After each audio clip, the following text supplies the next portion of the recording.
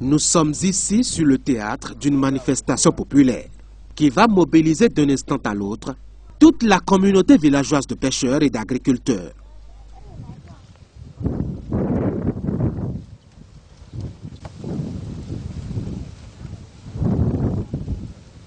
Aujourd'hui, c'est jour de célébration du culte Zangbeto.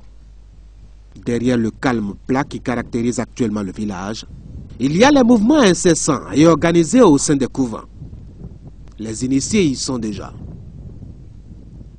Dehors, il y a aussi des signes évidents de leur présence en attendant la grande fête publique. Les dieux qui doivent ouvrir la voie à la divinité Zangbeto ont déjà été connectés à la réalité des humains.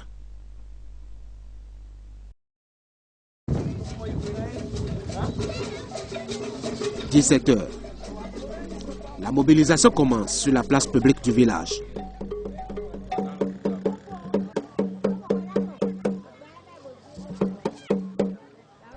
Les Taïnons, groupe de femmes d'un certain âge, affectés aux louanges, prières et bénédictions, entrent en scène et se mettent à l'œuvre.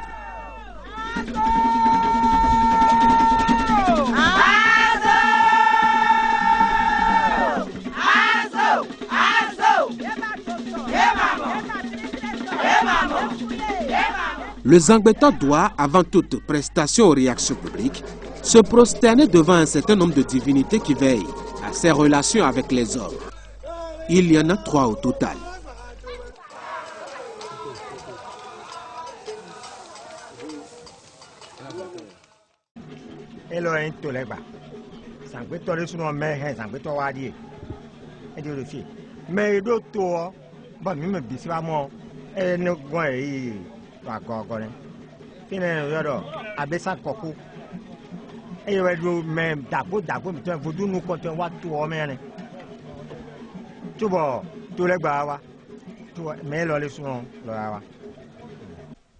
Vodun elo honto be mo vodun wele o.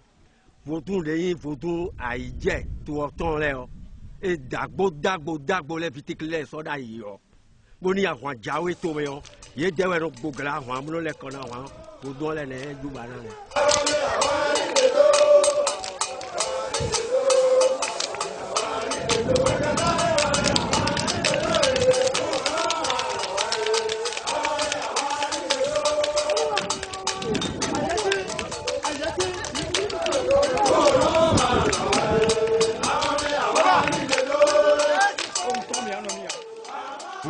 Budo eno gosi, kosi budo, eno gosi.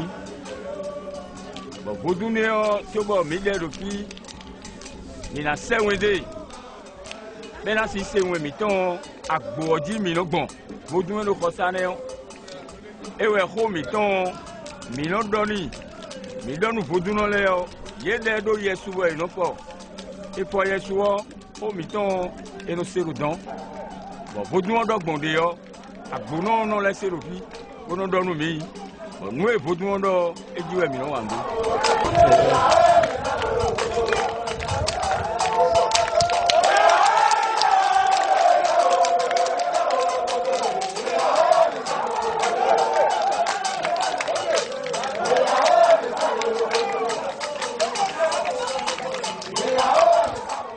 vous douez ouais, mais vous les deux fois, Minano se te agbani, vodou eni owe do fun wana. Vodou eni onu ezo ba vodou eni onu tuwe lo mayon.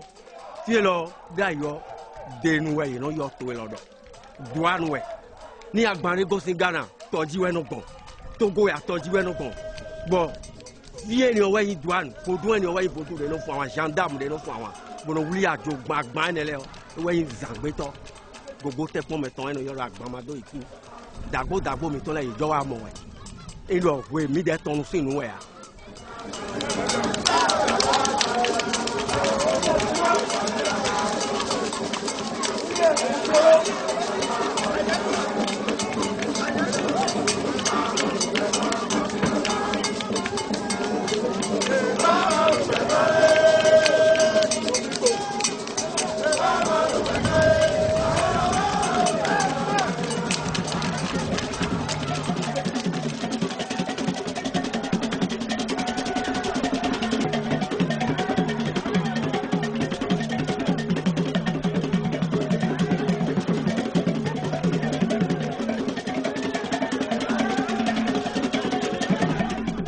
Le Zangbeto est une divinité de la nuit.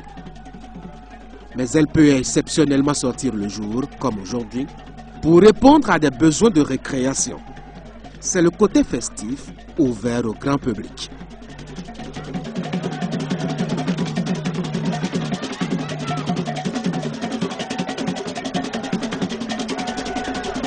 Le Zangbeto est une divinité gardienne de la nuit. Elle veille à la sécurité des biens et des personnes et rend service aux hommes dans le besoin au milieu de la nuit.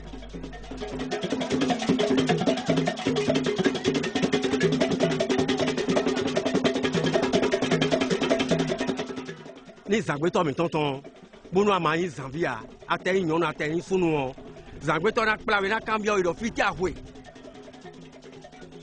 an do mele go we Zangbeto na do menu we bo ina kpla we kaka yi me ongon be na le no fine kaka ina wa do gberi do mi kpla yi me ongon me yon de suna wa do me akpla se do mi o mo me on lo Zangbeto yin nude bono henu gbele a Zangbeto kono ton kokolo no bu gbeto no bu gboro bu a ansekpon gardien we no bu gon fide o na ba kaka bonamo ene gbe mo ready.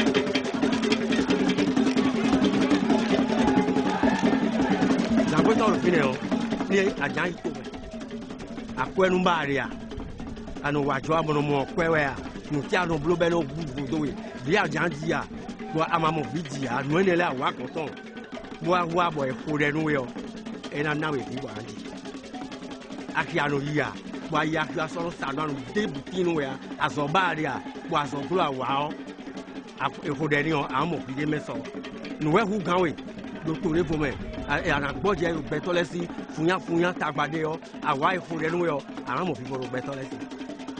Àyè gbẹ́tọ́ gbélégbélé gbọ̀n sàmé bó wá fi yọ àgbòwé lọ́dún fi di yọ ẹ̀ná sẹ́wọ̀n tó tó lọ mẹ́lẹ̀ wá fi bóró lé bọ̀ tó lọ àná mọ̀ fótó nù fi ẹ̀mọ̀ fótó wọn wẹ̀ àná ìkó yà wọ́n iná tọ́ sànú mi àti tọ́wẹ́ à múnyanya wa dómi tọ́wẹ́ à ẹ̀sì àtọ̀wẹ́ ẹ̀nu wa nù mi. Autour de la divinité Zangbeto s'est développée une société secrète d'initiés. Ils ont des codes, communiquent régulièrement et se retrouvent à des endroits précis pour discuter des fonctions sociales de la divinité qu'ils adorent.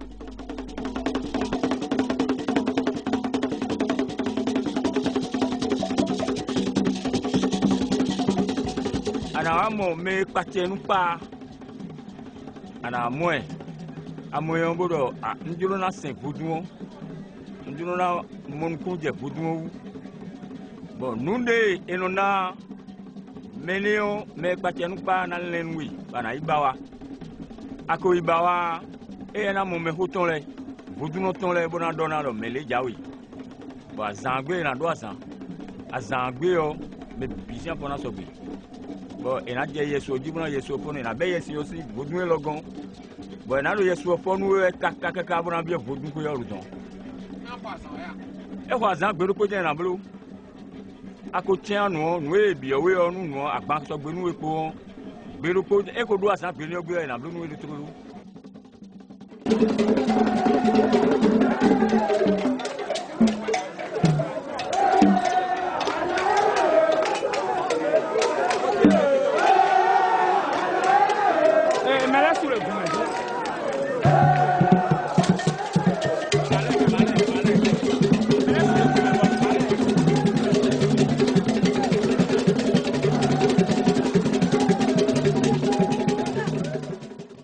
Zangbeto mi jamblo mi eti mi no ho yimbu. Mi no ho agluza. Mi no ho gbo, mi no ho kokolo, mi no ho agwane. Lu awa jije sinu we e mi bulo bo ehu kan le nele o. Bi yo gbegbe ehu o, meti no wa ntia. Ai hon ton gbe yo, e no wa danu eni no chi hwe. Hwe du pikini ki do hun. Me bi no wa jawado sa to do gbaji. Bon, ils n'ont pas plan nous mais puis à son fils de bounon, dono, mais bino du nous rien. Et le follow ils rond et ouais mais nous atteignons. Les premières notions à apprendre à l'initiation aux réalités du couvent Zangbeto, c'est d'abord la distinction des différents types de Zangbeto en public. Un processus qui appelle du temps et des détails précis. Mais les plus habitués ne s'y trompent plus. Dans l'animation comme ça, le rouge que vous voyez et qui danse, dès que vous portez atteinte aux réglementations sociales, communautaires, aux interdits des Zangbeto, lui il sort pour vous rappeler la forfaiture que vous avez commise et pour vous imposer la réparation nécessaire. Et c'est la représentation du dieu tonnerre. Et donc le Hevioso est d'abord une divinité, je dirais, gendarme des gendarmes. Et donc quand ça descend, c'est d'abord pour rappeler la réglementation, la nécessité du respect de l'interdit. Et ce que vous avez là, qui est juste devant vous tout droit là, ils sont deux. Celui qui est plus en vert par exemple, c'est Vodou Agbandede. C'est l'animateur principal. Si vous suivez bien, c'est lui qui doit drainer les attentions, donner l'ambiance sur le terrain. Et donc, beaucoup plus quand il y a des démonstrations, il est là pour ambiancer. Comme lui, il y a également Tchétoula. Tchétoula qui a plusieurs facettes. Tchétoula qui rappelle un peu, si vous avez les signes du phare, qui rappelle sa place en termes d'assises au niveau de ce temple-là. Vous avez la grande représentation même, le grand masque qui tout à l'heure est parti, le plus géant qui reste, je dirais, le père du temple Zangbeto à Gogotekpon. Le nom célèbre, c'est Tchekpemi. Le peu que j'ai me suffit à Bamando Iku. Tu partiras d'ici nu comme tu es arrivé, pour rappeler la sagesse, l'humilité et je dirais que la vie n'est rien d'autre que la simplicité si on veut mieux la vivre. Et donc, Agbamando Iku Tchekpemi de Gogotekpon, c'est le nom qui d'ailleurs porte le temple. Quand on veut regarder Zangbeto à Gogotekpon, c'est d'abord Agbamando Iku Tchekpemi qu'on va voir. Et autour de lui, vous avez donc Tchétoula, Hevioso, Agbandede et le Zakuba, qui est à terre complètement là-bas, qui a son rythme Akba. Vous avez senti que le rythme a baissé d'intensité. On appelle ça par exemple le Zandro, qui vient donc un peu, je dirais, changer la cadence, mais tout en restant, comme vous voyez là, très dansant, très animé. Et donc voilà un peu dans l'occupation du théâtre, ce qu'on peut retenir des mouvements des différents masques, les différentes divinités.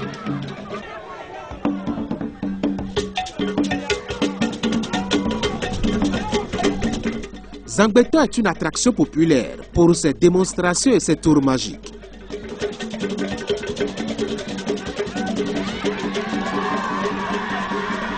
Occasion pour prouver tout le pouvoir surnaturel dont est dotée cette divinité et qui fait d'elle la reine de la nuit et des forces du noir.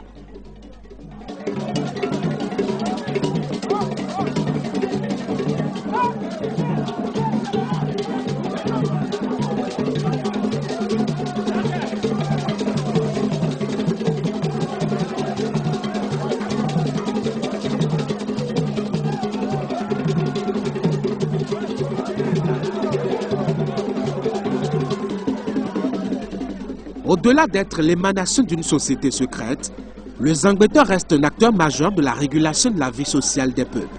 Dans ces couvents, on y éduque aux principes et aux règles de la vie.